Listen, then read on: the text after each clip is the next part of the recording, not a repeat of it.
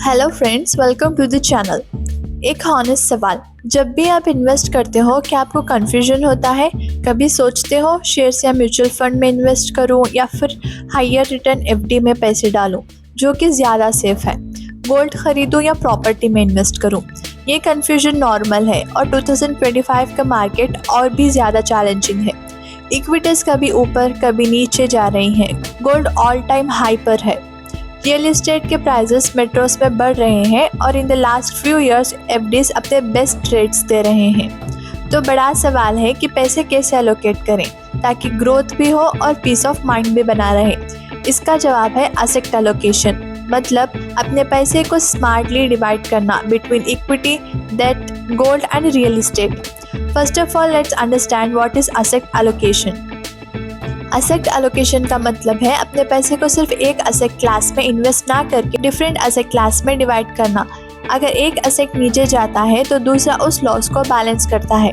Example, 2020 में Covid के time equity market 40% गिर गया था, लेकिन उस वक्त गोल्ड और डेट ने इन्वेस्टर्स को प्रोटेक्ट किया था, जिसकी वजह से ओवरऑल पोर्टफोलियो स्टेबल रहा। यही एसेट एलोकेशन का पावर है, बिल्कुल एक बैलेंस डाइट की तरह। जैसे सिर्फ पिज्ज़ा खाकर हेल्दी नहीं रह सकते, सलाद, दाल, चावल सब चाहिए होता है, वैसे ही इक्विटी, डेट, गोल्ड और रियल एस्टेट सबका अपना रोल होता है पोर्टफोलियो मैनेजमेंट में। So let us understand how each asset class plays its role in asset allocation. आगे बढ़ने से पहले please like, share and subscribe to our channel ताकि आपको ऐसे फाइनेंशियल इंसाइट्स मिलती रहे। इक्विटी मीन्स शेयर्स और स्टॉक। इक्विटी आपके पोर्टफोलियो का ग्रोथ इंजन होता है। पिछले 5 सालों में निफ्टी ने 17.7% CAGR रिटर्न दिया है। अगर 10 सालों की बात करें तो एवरेज रिटर्न 12.4% पर ईयर रहा है।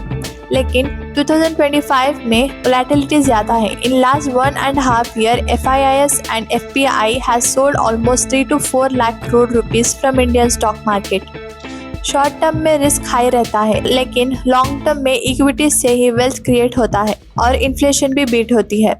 If you can't invest in stocks and shares on your own तो आपके लिए बेस्ट ऑप्शन है mutual fund. Also if you are a salaried class who has a regular income from salary तो आपके लिए best option है SIP mutual fund. It gives you rupee cost average advantage और volatility भी smooth रहती है। Example, अगर आपने 2010 में ₹10,000 पर मंथ का SIP की होती तो आज तक लगभग ₹18 लाख इन्वेस्ट होते, बट आज इसकी वैल्यू लगभग ₹52 लाख होती है। ये है कंपाउंडिंग का मैजिक जो सिर्फ इक्विटी ही दे सकता है। And here is a tip for you, अगर आप यंग हो और 10+ ईयर्स का इन्वेस्टमेंट हॉरिजॉन है तो इक्विटी आपके पोर्टफोलियो का सबसे बड़ा हिस्सा होना चाहिए। Now let's talk about debt. Debt portfolio को स्टेबिलिटी देता है और मार्केट के अप्स एंड डाउन्स को बैलेंस करता है। 2025 में डेट इंस्ट्रूमेंट्स इन्वेस्टर्स के लिए काफ़ी अट्रैक्टिव ऑप्शंस दे रहे हैं। बैंक FD 6 to 7% के बीच रिटर्न्स ऑफर कर रहे हैं और कुछ स्मॉल फाइनेंस बैंक्स और भी हायर इंटरेस्ट रेट्स ऑफर कर रहे हैं। इसके अलावा गवर्नमेंट बॉन्ड्स, RBI बॉन्ड्स और कॉर्पोरेट बॉन्ड्स भी सेव और स्टडी रिटर्न के ऑप्शंस हैं। डेट आपको ओवरनाइट अमीर नहीं बनाएगा, लेकिन ये एक रिलायबल इनकम और पीस ऑफ माइंड देता है। जब इक्विटी मार्केट नीचे गिरता है, डेट आपके पोर्टफोलियो को कुशन प्रोवाइड करता है। डेट म्यूचुअल फंड जैसे short term bond funds, dynamic bond funds और गिल्ड फंड्स उनके लिए बेस्ट होते हैं जो लिक्विडिटी के साथ प्रोफेशनल मैनेजमेंट भी चाहते हैं। एग्जाम्पल, अगर एक हाई नेटवर्थ इन्वेस्टर के पास ₹5 करोड़ का पोर्टफोलियो है तो उसमें से ₹2 करोड़ डेट इंस्ट्रूमेंट्स में लगाने पर हर साल लगभग ₹12 to 14 लाख की प्रेडिक्टेबल इनकम जनरेट हो सकती है, depending on mix of FDs, bonds और डेट म्यूचुअल फंड्स। यह पैसे रिटायरमेंट, लाइफस्टाइल या लार्ज फैमिली एक्सपेंसेस के लिए स्टडी कैश फ्लो देता है बिना मार्केट रिस्क लिए। And the rule here is, जैसे जैसे आपके फाइनेंशियल गोल्स पास आते हैं अपना डेट एलोकेशन ग्रेजुअली बढ़ाते जाओ ताकि रिस्क कम हो और स्टेबिलिटी बढ़े। Now let's talk about third asset class which is gold. 2025 में गोल्ड एक स्टार परफॉर्मर रहा है। अभी इंडिया में 24 कैरेट गोल्ड का रेट लगभग 11,258 पर ग्राम है। 10 ग्राम्स की कीमत 1,12,580 और 100 ग्राम्स ₹11.25 लाख है। गोल्ड इन्फ्लेशन और अनसर्टेनिटी के वक्त एक फाइनेंशियल शील्ड की तरह काम करता है। फिजिकल गोल्ड खरीदने के बजाय गोल्ड ETFs लेना स्मार्टर चॉइस है। And you can by gold ETFs through demat and trading account. Example, अगर किसी ने 2019 में ₹5 लाख गोल्ड में इन्वेस्ट किया होता तो अभी उसकी वैल्यू 9 to 9.5 लाख होती, मतलब ऑलमोस्ट डबल इन 6 years। और ये सिर्फ प्रोटेक्शन के लिए था, ग्रोथ के लिए नहीं। Here is a tip for you, portfolio का 5 to 10% गोल्ड में ज़रूर होना चाहिए। Now let's talk about real estate. Real estate Indians का फेवरेट एसेट क्लास है। Half of Indian household asset belongs to property and land, लेकिन property में बड़ी कैपिटल लगती है, लिक्विडिटी कम होती है और मेंटेनेंस प्लस टैक्सेस भी होते हैं। इसीलिए छोटे इन्वेस्टर्स के लिए रीट्स यानी रियल एस्टेट इन्वेस्टमेंट ट्रस्ट एक अच्छा ऑप्शन हो सकता है। रीट्स का मतलब होता है कि बड़े कमर्शियल प्रॉपर्टीज जैसे office spaces, malls, IT parks या वेयर हाउसेस में छोटी छोटी हिस्सों में ओनरशिप। जब ये प्रॉपर्टीज रेंट जनरेट करती हैं तो उसका एक हिस्सा आपको डिविडेंड के फॉर्म में मिलता है। रीट्स म्यूचुअल फंड की तरह स्टॉक एक्सचेंज पर लिस्टेड होते हैं, मतलब आप इन्हें नॉर्मल शेयर्स की तरह NSE और BSE से बाय और सेल कर सकते हो। आप ₹10,000 या 15,000 जैसे छोटी अमाउंट से भी स्टार्ट कर सकते हो। इससे आपको रेंटल इनकम, प्रोफेशनल मैनेजमेंट और लिक्विडिटी सब एक साथ मिल जाते हैं।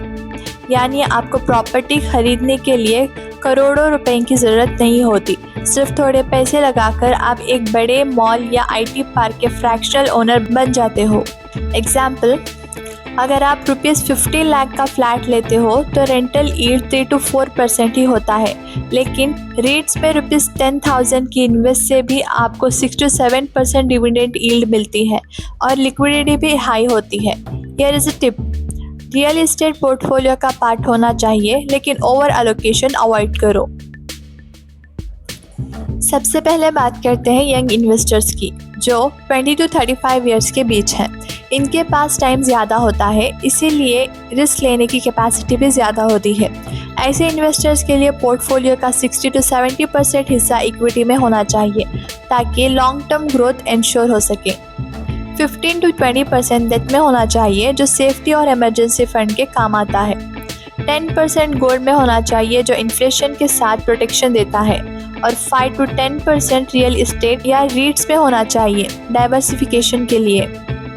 मान लीजिए अगर आप 10 लाख रुपए इन्वेस्ट करते हो तो उसमें से 6 लाख इक्विटी में, 2 लाख डेट में, 1 लाख गोल्ड में और 1 लाख रीट्स में एलोकेट किया जा सकते हैं। अब बात करते हैं मिडिल एज इन्वेस्टर्स की, जो 40 to 50 ईयर्स के बीच हैं।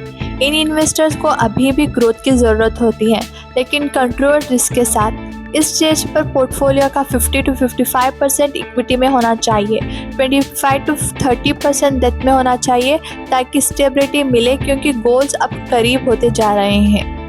10% गोल्ड में होना चाहिए, जो पोर्टफोलियो को बैलेंस करता है, और 5 to 10% रियल एस्टेट में होना चाहिए, जहां से स्टेडी इनकम और अप्रिसिएशन दोनों मिलते हैं। और अब बात करते हैं नियर रिटायरमेंट इन्वेस्टर्स की, जो 55 ईयर्स या उससे ऊपर के हैं। इनके लिए सबसे बड़ी प्रायोरिटी है सेफ्टी और रेगुलर इनकम। इस स्टेज पर पोर्टफोलियो का 30 to 40% इक्विटी में होना चाहिए ताकि इन्फ्लेशन को बीट किया जा सके। 40 to 50% डेट में होना चाहिए, जो सेफ और रेगुलर इनकम देता है। 10% गोल्ड में होना चाहिए, जो एक एक्स्ट्रा सेफ्टी लेयर को कम करता है। और 5 to 10% रियल एस्टेट में होना चाहिए, जो रेंटल या डाइवर्सिफिकेशन प्रोवाइड करता है। मान लीजिए अगर आपके पास 1 करोड़ रुपीस का रिटायरमेंट कॉर्पस है, तो उसमें 45 लाख डेट में, 45 लाख इक्विटी और रियल एस्टेट के मिक्स में और 10 लाख गोल्ड में एलोकेट करना एक बैलेंस और सेफ स्ट्रैटेजी होगी। तो दोस्तों, बॉटम लाइन सिंपल है, इक्विटी वेल्थ बनाता है, डेट पोर्टफोलियो को स्टेबिलिटी देता है, गोल्ड अनसर्टेन टाइम्स में प्रोटेक्शन देता है और रियल एस्टेट टैंजिबल वैल्यू और डाइवर्सिफिकेशन देता है। इन सब को सही तरीके से बैलेंस करके ही आपको मिलेगा लॉन्ग टर्म ग्रोथ के साथ peace of mind. And now I would love to hear your thoughts. आप अपने पोर्टफोलियो में ज़्यादा इक्विटी प्रेफर करते हो या फिर गोल्ड और रियल एस्टेट को इम्पोर्टेंस देते हो? चलिए कमेंट सेक्शन में अपना एलोकेशन शेयर कीजिए और इस डिस्कशन को आगे बढ़ाते हैं।